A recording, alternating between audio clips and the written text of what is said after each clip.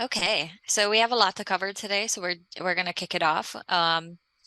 Welcome to the Financial Awareness Blueprint Workshop, which is part of our overall financial empowerment series. So this workshop centers around strategically planning and predicting future expenses, which can alleviate stress and anxiety.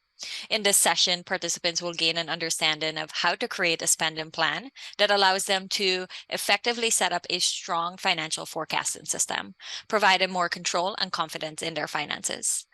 Um, with some housekeeping rules. So closed captions have been turned on. Please mute yourselves if there is any background noise. This workshop is being recorded. Questions will be taken at the very end to ensure that the presentation is smooth and covers all of the content. We do have a survey for those who stay for the entire session. Those who complete the survey will have an opportunity to be entered into a raffle to win a finance book. With that being said, I would like to introduce our presenter, Ananya Jalan. Thanks, Reshma. Happy Friday, everyone. Welcome to our second workshop of the Financial Health Series. Today we will be covering the Financial Awareness Blueprint.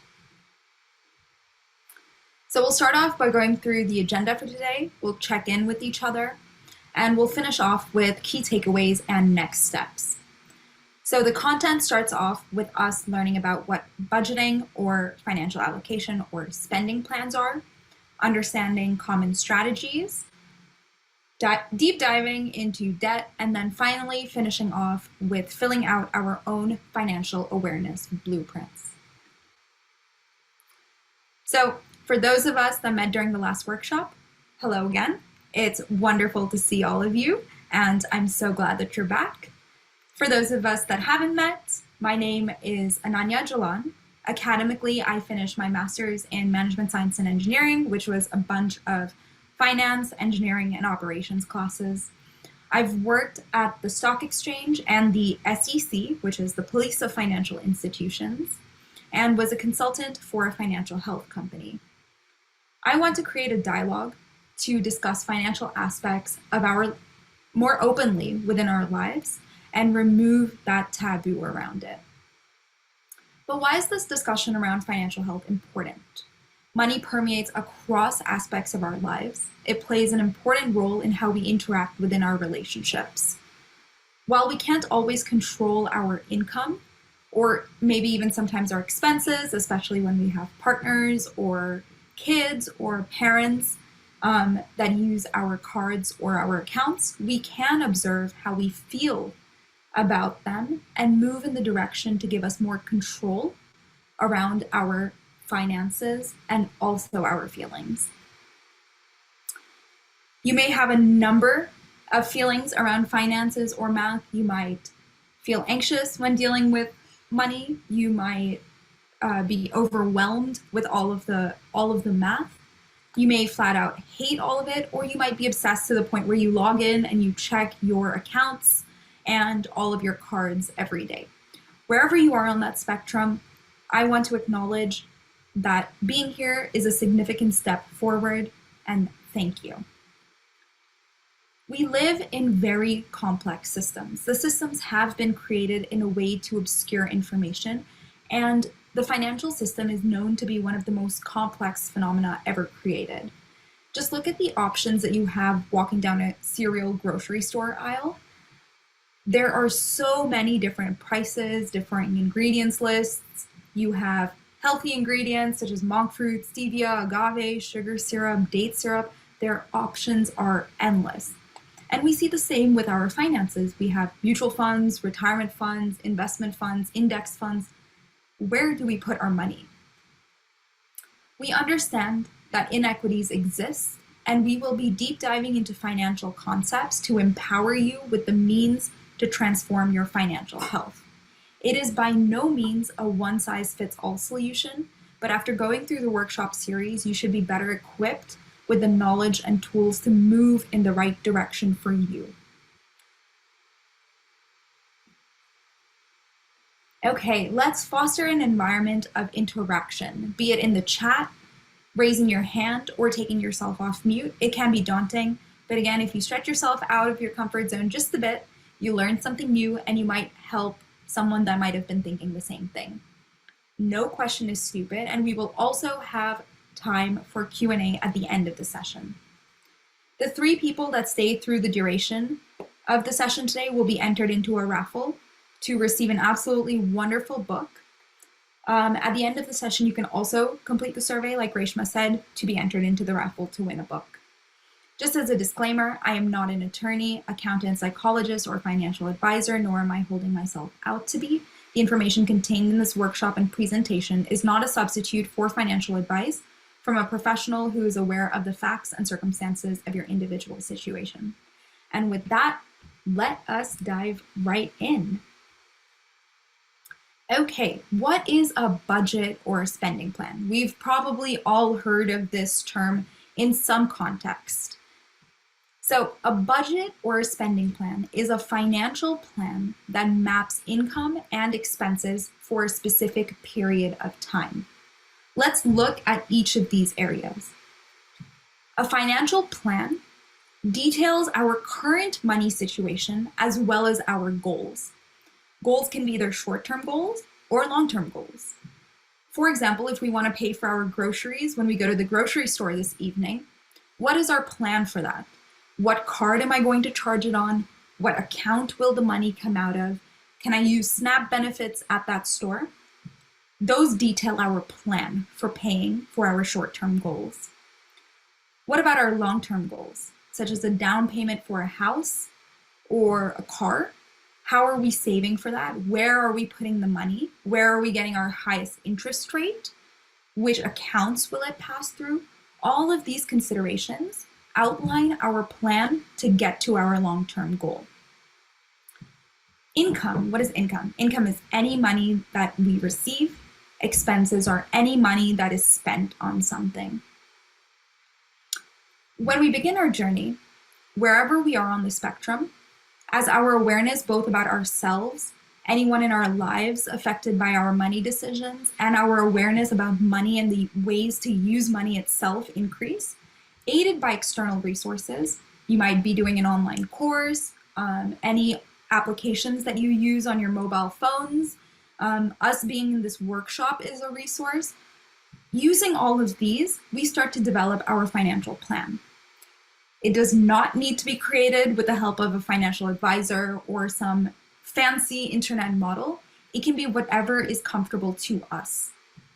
Now, why do we specify a period of time? Because our current needs, our goals, our life experiences change. Some of us may have a kid, so we start saving. We could possibly get laid off, and that is when we dip into our emergency fund or savings, or possibly even take a personal loan. In these situations, we need to update our financial plan.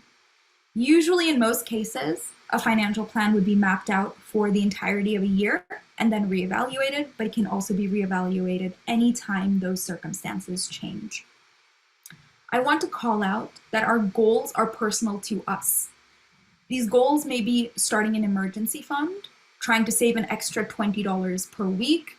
It could be saving as much as we can for our kids, to even larger sum goals such as saving for a car, a down payment for a house, learning how to invest. No goal is too big or too small. So budgeting has some budgeting strategies attached to it. What do we mean by budgeting strategies?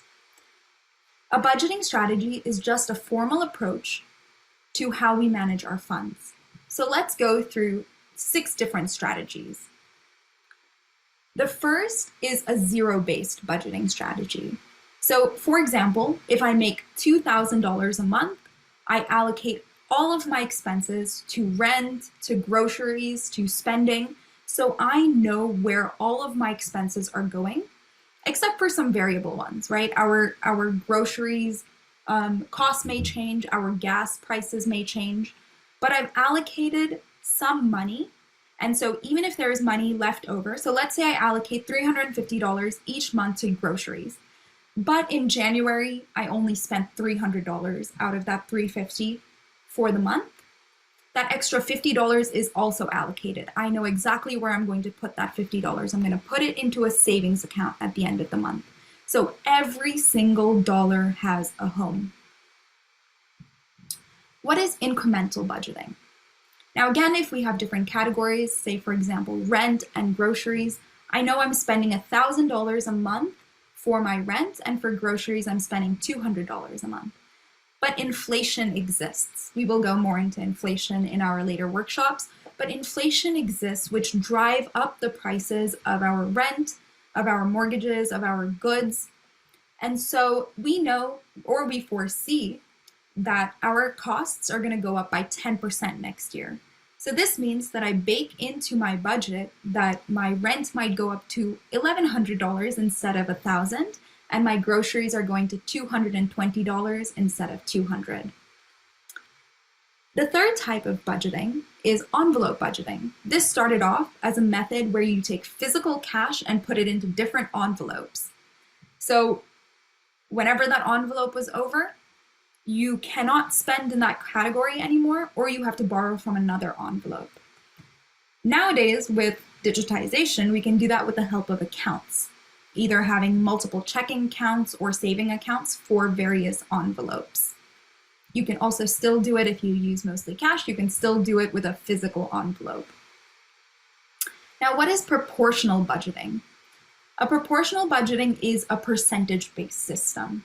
So the 50, 30, 20 outline 50% of our monthly income going to our needs, 30% going towards wants, and 20% towards savings, investment, or retirement. There are different ways that people use this. Sometimes you use 50, 30, 20. Sometimes you use 70, 30, where 70% is your needs and your wants, and 30% is your saving, investment, and retirement. The fifth type of budgeting is line item budgeting. This is a very simplistic method which lists out all of our line item expenses or categories with the spend amount in each of them. This is what we will be using in our financial awareness blueprint, which some of you are familiar with from our previous workshop. And this is what most companies and organizations use for their budgeting systems. And lastly is pay yourself first budgeting. So you put a predetermined amount into your savings account and into each of your goals each month. You pay your bills, and then you can freely spend the rest. Hi, Lewis. Yep, you have a question. Hi, Anya. I'm going to be honest. I really don't like that very last one at all. Pay yourself first. I think it's a little bit too reckless Mm-hmm. and like a bit limiting. Okay, you're putting in your money in your predetermined accounts, your 401k, your bank account, etc. But then Yeah. you can spend whatever the heck you want. But the problem is, what if you go crazy, going on a spending spree, and all of a sudden something bad happens, and like, you know, Yeah. I just I just don't personally care for that last budgeting style. That's absolutely fair. We can honestly do that in any of those strategies. Even in Hmm. incremental or envelope budgeting, maybe, we pull some money out of groceries, but we also end up spending more out of our rent, even though we're not supposed to, or we pull it out from, maybe our kids' education fund. Hmm. We could honestly spend recklessly across any of these strategies.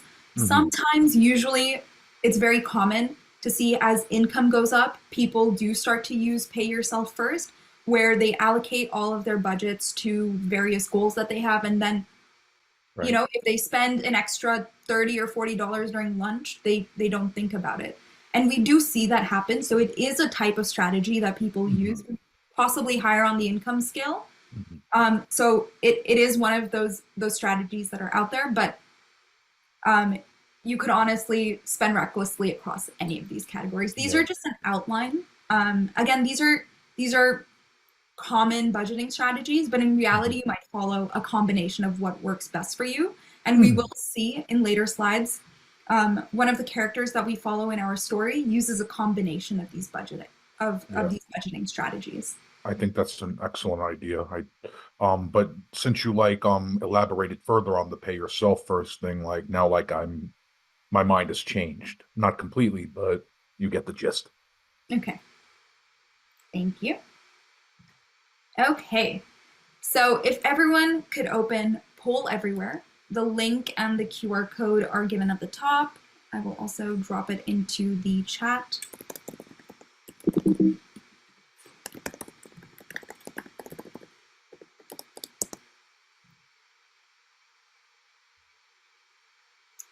What type of budgeting are you most likely to use or already use in your system? Zero-based budgeting, incremental, envelope, proportional, line item budgeting, pay yourself, or none of the above, I use something else. And for those of you that said none of the above, I use something else, if you could elaborate in the chat, that would be great. Okay, we do see some people using pay yourself first budgeting, some incremental budgeting as well. Zero-based budgeting, every dollar has a home. No one uses physical cash anymore, so we don't take out our money and put it in envelopes. Proportional budgeting.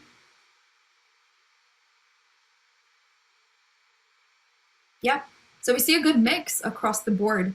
Everyone uses some type of budgeting. No problem. With regards to the link, you can use the chat to communicate as well. That is absolutely fine. Okay, so we see a lot of people across the board. I guess the most is line item and pay yourself first budgeting. Okay. So we met Marcus in workshop 1, but just reintroducing Marcus. Marcus is 33 years old. Marcus is originally from the Caribbean. Marcus has 2 kids. He's a single parent with twin 7-year-olds, Anton and Antonia. Marcus owns his home in New York and rents out a part of it for additional income. Yep, we do love Marcus. Marcus is a music teacher at a high school and also side gigs as a private piano teacher. Marcus wants to pass on his love of music, Broadway, and culture to his kids. Let's look at how Marcus budgets. So Marcus started working at the age of 18 and started financial planning when he was 18. Marcus tries to save in increments with the mindset that no amount is too small. How does Marcus budget now? Marcus uses a combination of line item and zero-based budgeting where every dollar is categorized and accounted for. So we see that Marcus's income as a high school music teacher, private piano teacher, some amount of bonus that he receives, and from the rental income from his house is about $5,800 per month. So Marcus has calculated his living expenses per month from, past trends, how much he spends on his mortgage, how much is commonly spent on food and groceries and utilities. But if he has an extra $20 that he saves, maybe he hasn't spent as much money on food and groceries this month, or maybe, he hasn't spent as much on utilities. He takes whatever leftover money, again, no amount too small, and puts it into his emergency fund. And he bases his budget, which means any money that's not spent on living expenses has a home. He spends money on a loan for his children's education. He saves money in an emergency fund. He also puts money towards his retirement and investment, and every dollar has a home. Let's get into debt. So what is debt? Debt is any money that we have borrowed which needs to be paid back. It is money that is owed to someone. What are the different forms of debt that we see in our everyday lives? There could be student loans, car loans, mortgages that we have to pay, credit card debt, medical bills. These are all forms of debt. Now, how do we classify different types of debt? There are 3 main classification systems: short-term versus long-term, secured or unsecured forms of debt, and then fixed versus variable. Now we'll get into each of these. So what is the difference between a short-term loan versus a longer-term loan? A short-term loan is anything that needs to be paid back within 12 months. For example, if we go to Home Depot and we're doing some repairs on our house and we take a line, Home Depot asks us, do you want to open a line of credit with us? We have to pay that back within 6 months, but it gives us that 6 months to pay for the items that we bought. Because it's less than 12 months, it is a form of short-term debt. What is a form of longer-term debt? Let's say we take a 5-year vehicle loan. We have 5 years to pay off this vehicle. That is a form of longer-term debt. Now, secured versus unsecured. Secured loans require some type of collateral, whether it be a car or a house. So let's say I take a loan payment, a loan on my vehicle. If I cannot meet those payments for my vehicle, the lending institution that has lent me the money, such as a banking institution or a smaller bank, may take my vehicle and they can seize my vehicle. Same thing with a mortgage or a house. So it is some sort of collateral that you are putting up against borrowing that money. But what about unsecured loans? Unsecured loans require no collateral, but do require that the borrower is trustworthy and creditworthy. What does that mean? The institution that is lending us the money will look at two things. It'll look at our credit score as well as our credit history. That determines if we are trustworthy to pay back this loan. So the better our history of paying debt over time, in full and on time, the better our credit score is. And we will get into credit scores and credit history when we talk more about credit cards in our next workshop. And when a debt is unsecured, because there's no collateral attached to it, lenders view them as riskier forms of lending money. And so the approval processes are stricter and interest rates are generally higher. An example of unsecured debt is credit card loans, personal loans, student loans, and medical bills. Now, what is a fixed rate loan versus a variable rate loan? A fixed rate loan is, as the name suggests, it has a fixed interest rate over the borrowing period. If you borrow money for a house over 30 years and we take a fixed rate loan of 3%, that's not going to change throughout our borrowing period. It will stay 3%. Variable rate loans, on the other hand, will fluctuate. An example of this is our credit cards. You might see when you open your credit card, there is a term there called APR. That interest rate could be 27% one month. It could go up to 30 something percent the next month. And so our credit cards are a common example of variable rate loans. Okay, we're going to come back to our handy poll everywhere. What kind of debt do you carry? Student loans, vehicle, mortgage, credit card, other, debt-free. I see some people being debt-free. That is wonderful. Student loans.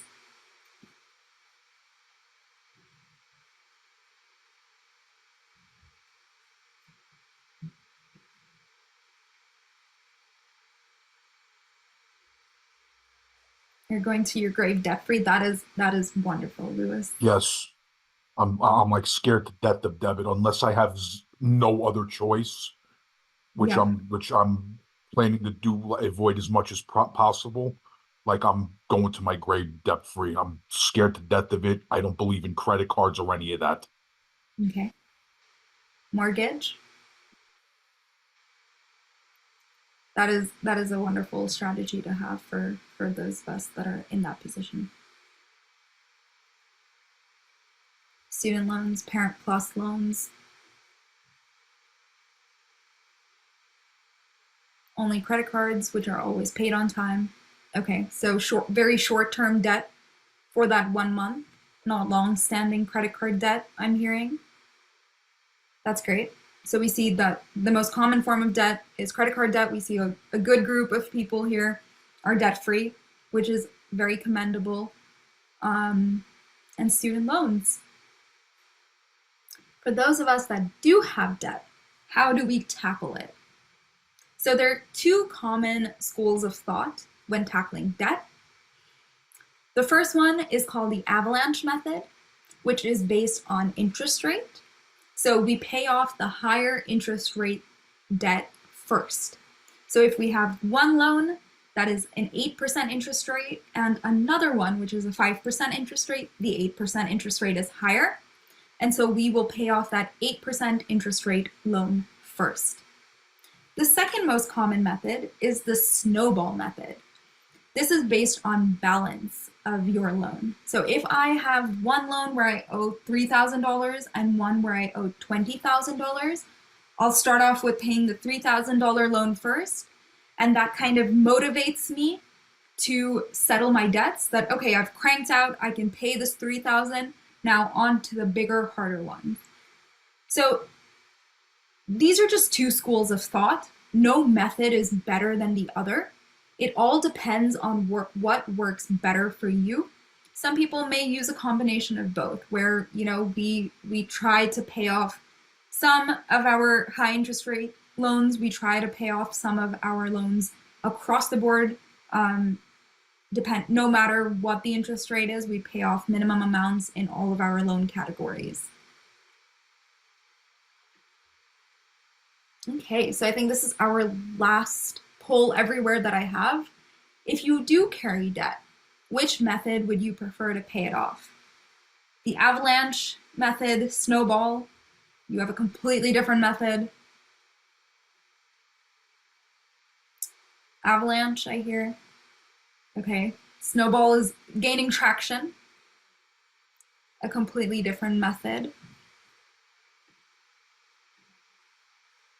A combination of both, yeah. You could do, it's possible that you have your highest interest rate loan is also your smallest amount.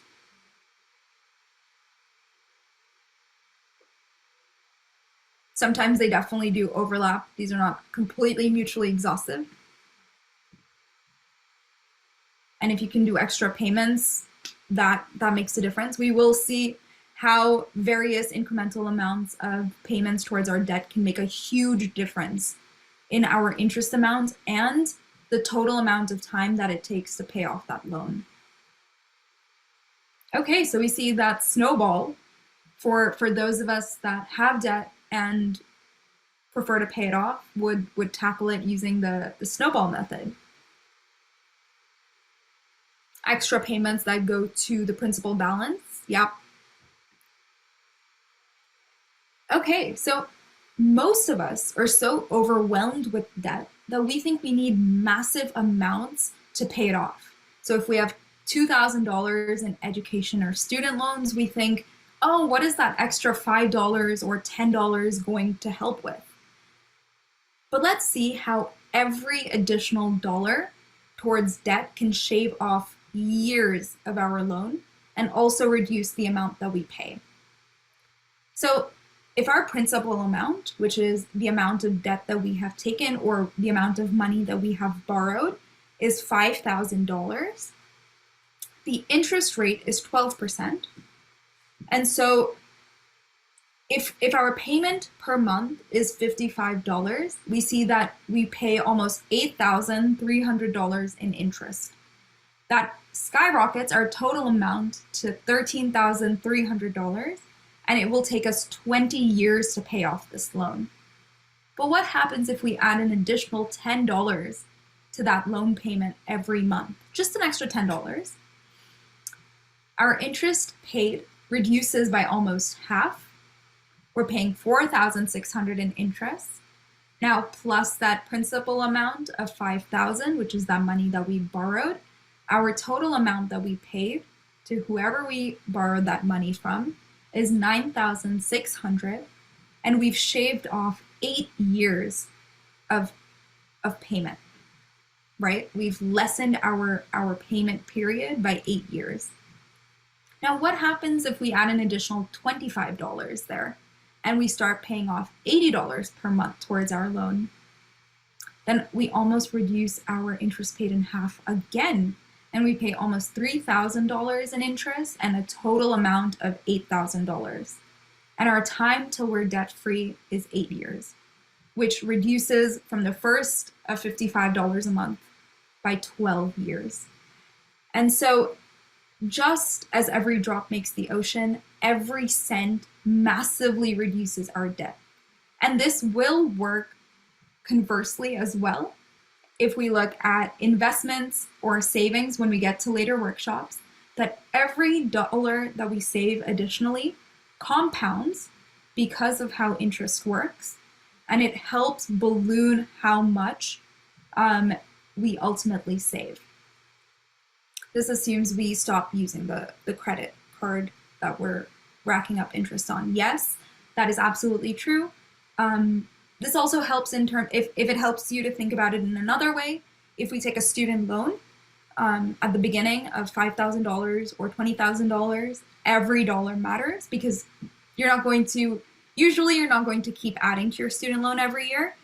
And so if you look at the $20,000 or $50,000, then you have amassed over that entire time period of 4 years. If you're going to a traditional university, you can think about it as a fixed amount. But yes, if we've stopped using that card and we're not racking up any more debt, this is how every dollar counts towards the debt.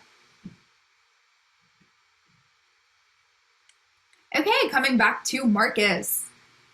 So we see Marcus's ins and outs. We did touch upon ins and outs during our last workshop. We looked at what our ins and what our outs look like. But just going back to Marcus as an example, Marcus makes money as a music teacher. He side gigs and takes private piano lessons. He has rental income from renting his unit. And he makes some amount of a bonus and has made some amount in a yard sale. What are Marcus's outs? So Marcus has general living expenses. He pays for his mortgage, food and groceries, utilities, car payments, makes payments towards health and car insurance, and has education loans for his kids. He spends on birthdays, on gifts, and saving towards experiences, such as Broadway and music shows. He invests in index funds, saves money in a high-yield savings account and certificate of deposit. He has retirement accounts, such as a 403b and a Roth IRA. And he saves money for his children's college funds in 529 accounts. We will be learning about investments, savings accounts, retirement account, and college funds in future workshops, and we'll deep dive into each of those. Now, we started with our financial awareness blueprint last time, but let's take time to understand what this financial awareness blueprint will track and how it will help us in our everyday lives. So we have 4 main sheets.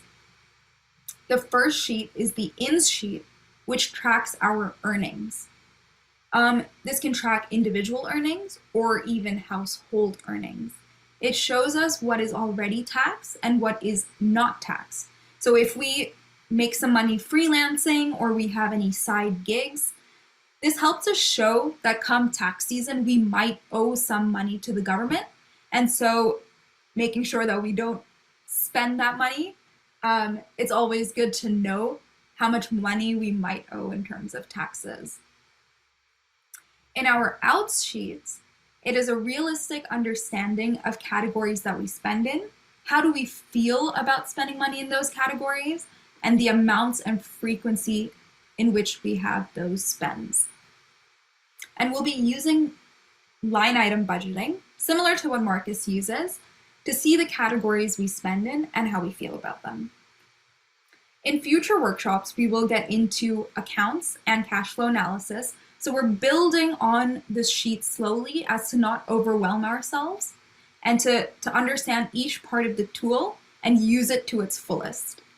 So nowadays, we don't receive money in the form of cash payments anymore. Usually, we'll receive checks from the places that we work at or direct deposits directly into our accounts. And we can usually designate how we want that money to flow in, whether we want it to flow into a checking account or a savings account or a high yield savings account. And so we'll get more into these in our next workshop.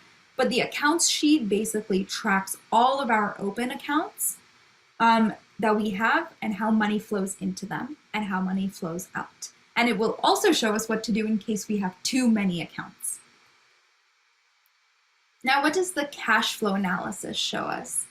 That details all of the cards that we have, credit cards, debit cards, in conjunction with our accounts sheet. And it will be a great resource to turn to when we have monthly payments. And so we can open up the cash flow analysis sheet and see all of our expenses and all of our payment dates in one place. It will also help us over a long period of time to see how our expenses change. Some of us pay for utilities, and we might see that in the summer months, our utility cost goes down because we're not paying for as much heat, as much gas.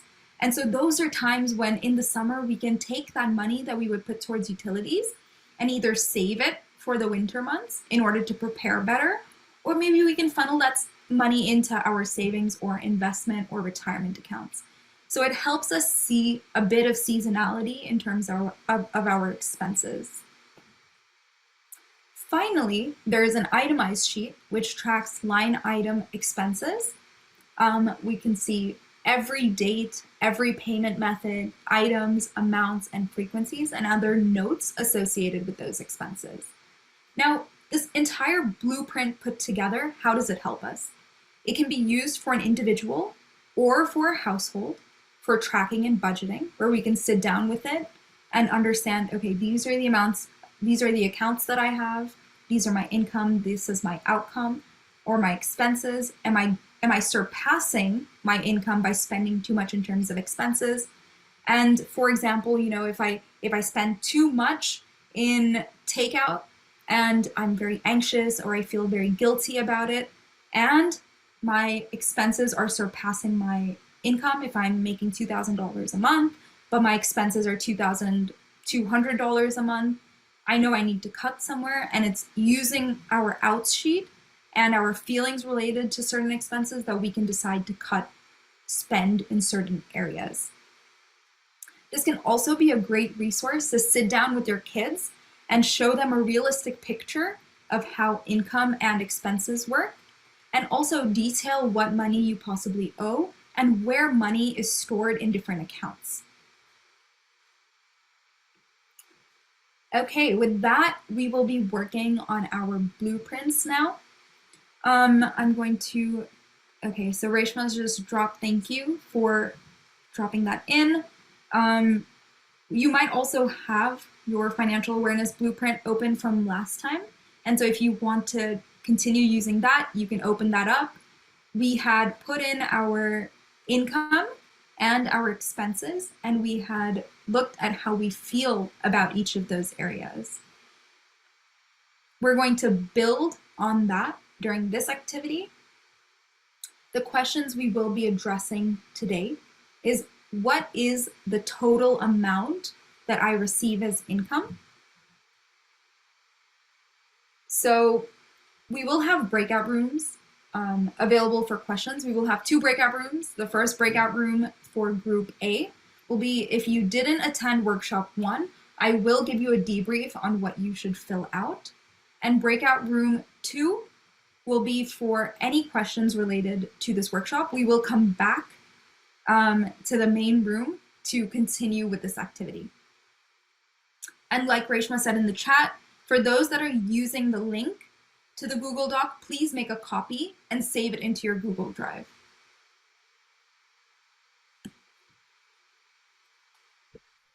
Okay, so I'll just give everyone a couple of minutes if they're downloading that sheet or reopening your existing sheet from workshop 1.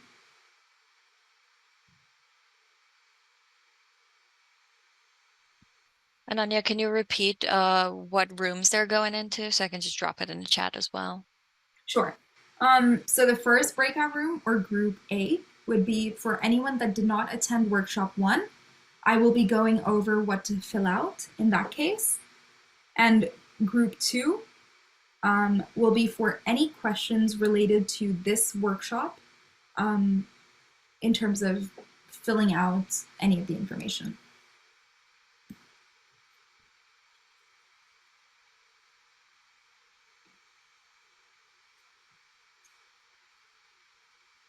I got my my financial blueprint from last time. Okay. Okay, so great. So we will be navigating to the INS tab, which is the first tab from our financial awareness blueprint. Sorry, the first is instructions, second is INS. We're going to be focusing on this session for the columns of amount.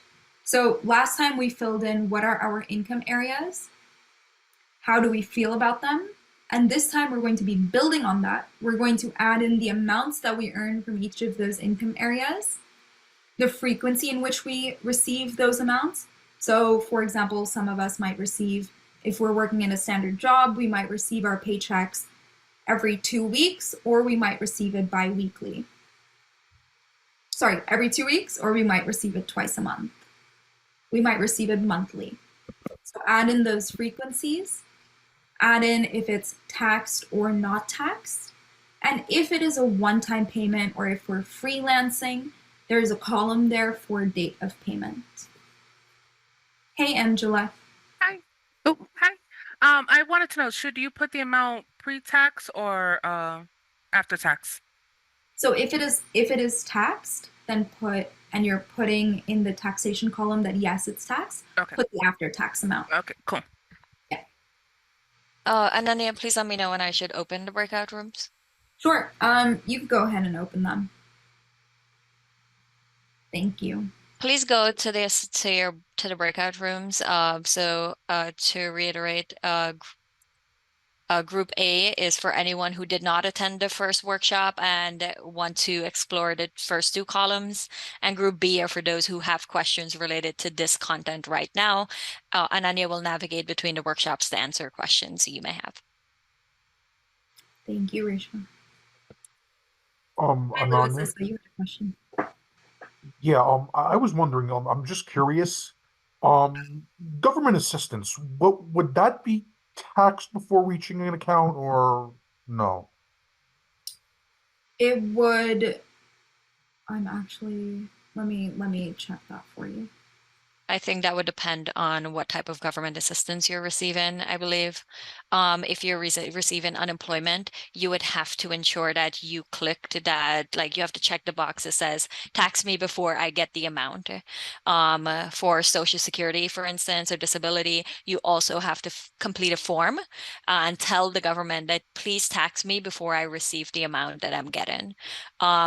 In terms of EBT, I'm not quite sure, but I know for sure between Social Security, unemployment, disability, you can complete a form, send it in, and they will tax you if you want to be taxed. Okay.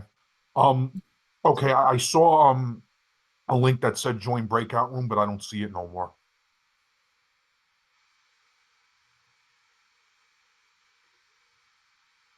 So if you go to more or the 3 dots, you could click breakout room, and then. Okay. And Anya, you can go into Group 1 and kind of assist them because they might be a little confused, and I'll stay here and navigate everybody to Group B if needed.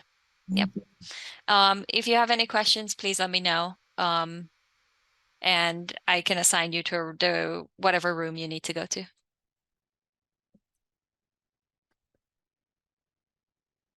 Does everyone know where they're going? Or at least know what they're doing? Well, I know I was here last week, but I don't have any questions, so I don't know. Okay. Yeah, you can sit back, relax, and complete whatever was assigned. Anyone else? Pamela, or do you have any questions? I just want to ensure that you're all in the right room. Right, I was here at the previous workshop as well. I don't really have any questions. I'm just listening along. Thanks. Okay, perfect. Okay. I didn't see too many questions. So we will move on to the second and final part of this. One second. There are some students still in their rooms, so I'm just waiting for them to come back. Sounds good. Thank you. Everything's gonna close in 20 seconds, so. Okay, sounds good. Thank you. Sorry, I forgot to ask the hosts. I did not get the recording for the first workshop that I had attended via email, the email that corresponded with the one that I used to log in, obviously. How is it that I can have access to that, please? Hi, Ken. That's a question for me. So I will, so the marketing team is still in the process of cleaning up the video. And when it's clean, I can send that out. Thanks, Rishma. Thank you. Okay, we'll move on to the last activity for today. The second part of the activity deals with our outs sheet, which is the third tab in the blueprint. So I'll explain what the different types of costs are. So we have fixed costs, which are amounts that are not changing for a certain time period. So if we know that our rent or our mortgage is fixed for the next year, because usually we will use our budgeting sheets or our blueprints or spending plans for about a year. For those costs that are not changing, we know our Wi-Fi bill is $50 every month or $30 every month. Those costs would be deemed fixed costs.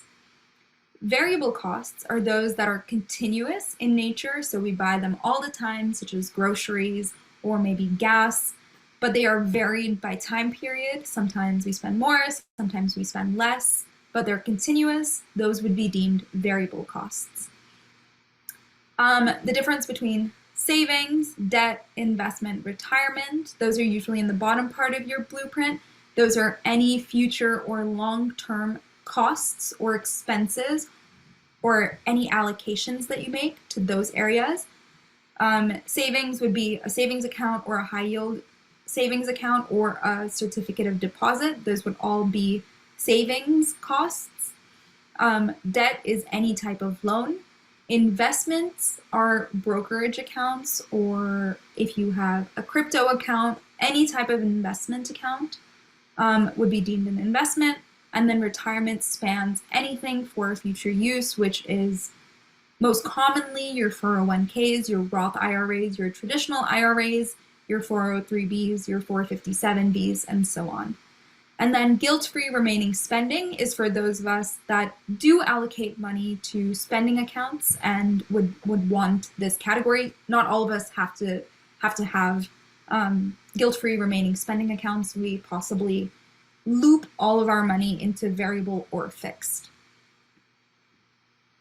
And the last part of the activity is, what is my total of my outs? So if we navigate to the outs tab, we're going to focus again on cost type, amount that we spend in those areas or those buckets, and then frequencies. Our calculation for annual amount will happen automatically in most cases. If your Excel sheet does not support it, let me know and I can tell you how to navigate that. And so once we fill these in, we see at the top there is a total for our ins and outs. And so we can compare how much we're bringing in and how much our expenses are.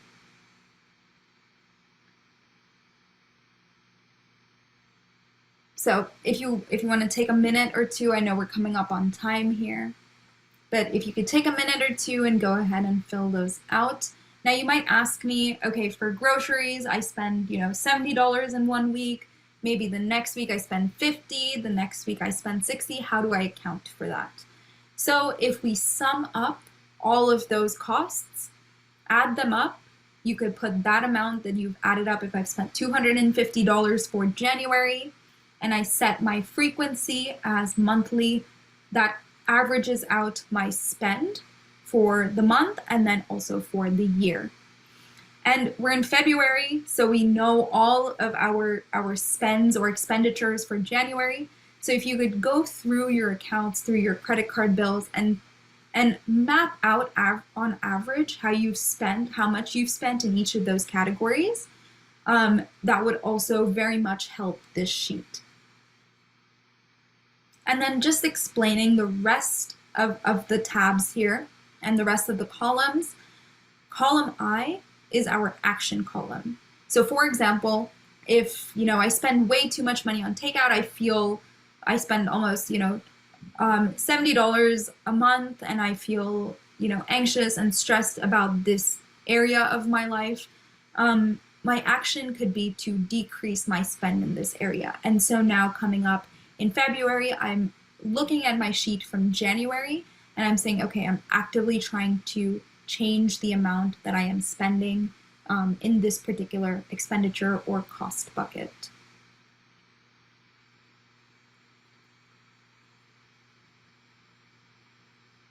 Please let me know if you have any questions regarding outs. Hey, Christina.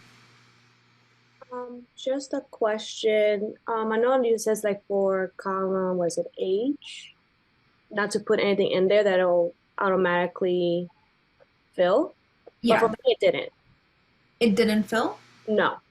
Okay, so let me just show you. So if you could try to click on that cell and just click enter. Usually, have you put in your frequency? Yes. I put in the amount and the frequency. Okay.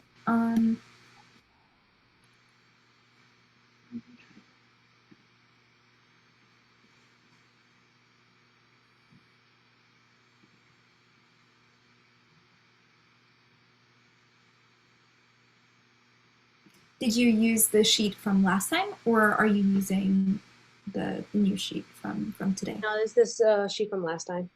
It's a sheet from last time. Okay. Maybe we can.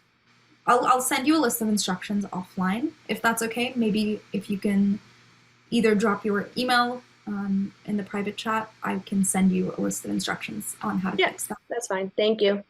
Thanks, Christina. Okay, so I do see we're coming up on time here. Let's move on. If you have any other questions, we will have time towards the end. You can also feel free to email me, and we can sort out any kind of calculations issues that we have, or any more questions regarding this sheet. So just a summary of what we covered today. We covered a fair amount. We learned what a budget or spending plan is and different budgeting strategies. We also learned about debt and the importance of incremental debt payments, which will translate inversely when we invest and retire and save, that every dollar matters. And we also learned to set up our own budget and spending plan.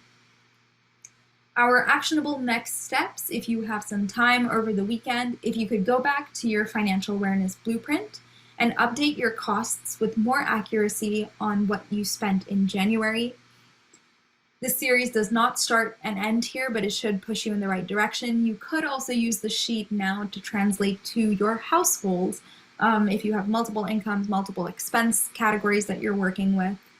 Our next session will be on March 8th at 1 p.m. We will be covering types of accounts and looking at a cash flow analysis. If you have any questions, please feel free to ask. You can also reach out to me at the email given below. Reshma, I believe you will be sharing this presentation after the workshop. So if you can't note it down now, that's absolutely fine. It will be shared.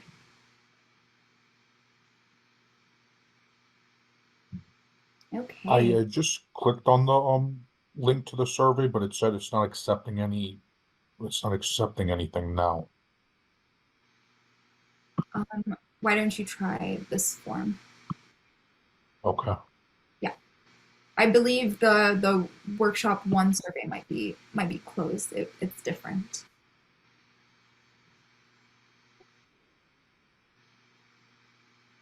Okay. And with that, thank you all for coming. Again, if you have any questions, please feel free to reach out. Christina, I will. No, I just wanted to say because so I actually work in debt collection, Okay. So this was to me was like things that I kind of like already knew because of work. Yeah. Just to like tell everybody, try to avoid one big thing that I do see a lot because on my job is people getting like store credit cards per se. So like Victoria's Secret, Loft, American Eagle, like they always try to get you to sign up like, oh, but you'll get 50% off today if you sign up for it. Don't fall for it. Those are some of the worst credit cards because you'll use it that one time, you'll forget you used it, and it'll just sit there collecting interest, collecting late fees, and it'll eventually go into collections. Yep. And And it'll affect your credit score. it'll affect your credit score. It'll show on your credit report. Yeah. It'll stay on there for 7 years from the time that it gets charged off. Depending how high the balance is, you can actually even get sued on it. So then you have to go to court. You can get your wages garnished, your bank account garnished. If you have a house, you can, or even a vehicle, okay, leaned. So just try to avoid it if you can. I want to tell you something, Christina. Like I don't touch credit cards for nothing. No, I mean it's fine. Like no, that's fine. I mean, like my mom, she, for example, she has a store credit card. She got it because it's from the loft because that's where she likes to shop. So she got it there, but she'll use it maybe for during like Christmas time to buy gifts, and then that's it, and she'll pay it back. And then I actually even had to show her because she was asking me like, oh, why am I like on her other credit, her regular credit card? But it's an easy way to build credit. That's really a lot of reason why people get it sometimes. She didn't know. She was always paying kind of like the minimum. It's like, and I was like, do not pay the minimum. If you can pay off the whole balance that you owe on it monthly, just your statement balance, pay off your statement balance, and you won't have to worry about late fees or interest being accrued on it because you won't have it. Gotcha. So if you can, so just spend what you know you can pay back at the following month. Absolutely. Because you have a $13,000 credit limit doesn't mean you can use the $13,000. Of course. Exactly. Yeah. Ananya? Getting into credit cards in our 4th workshop, and we will be learning about how to shut down those credit cards that are not serving us, what benefits credit cards do have, so credit card points, what other perks we have, and how we should use credit cards to our advantage, and make sure that we don't fall into the pitfalls that you just mentioned. But thank you for that discussion, and I think everything that you mentioned is so key to how we use credit cards and how we rack up debt as well. Yeah, I got a couple of quick questions on Ananya, and then like I'll let everyone else go. First question is, could you actually buy a house without a credit score? Is that possible? That's the first question.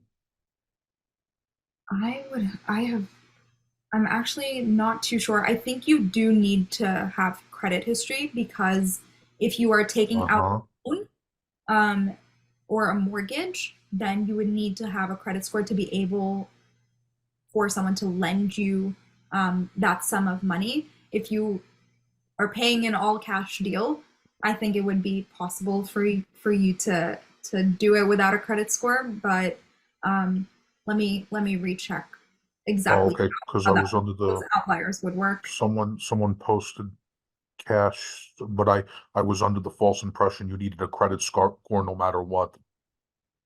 I think it is possible with an all cash deal, but let me check that for you. All right. And the last thing is like very, very quickly, what did you study again? Because like a few of the things you mentioned that you studied when you were a student caught my attention. Yeah, I studied management science and engineering, which was finance, operations, and engineering. Okay. Okay. Okay, that as well. Okay. Reshma, some people from who didn't attend workshop 1 would like the presentation. So would it be possible for you to drop your email in the chat so they can email you Sure. just to receive that presentation? I see Christina still has their hand up. Christina, do you still have a question? Nope, sorry.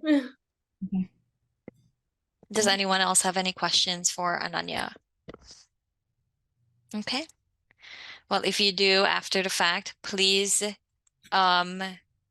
please email me if you have any questions regarding this to get the recording and the slides. And if you have any specific questions related to finance, please email Ananya directly. That being said, thank you, Ananya, for another informative presentation. I hope it was really helpful to you. Thank you to all those who stayed after the time. I really appreciate it. And see you in 2 weeks for types of accounts and cash flow analysis. Have a great day. Thanks, everyone.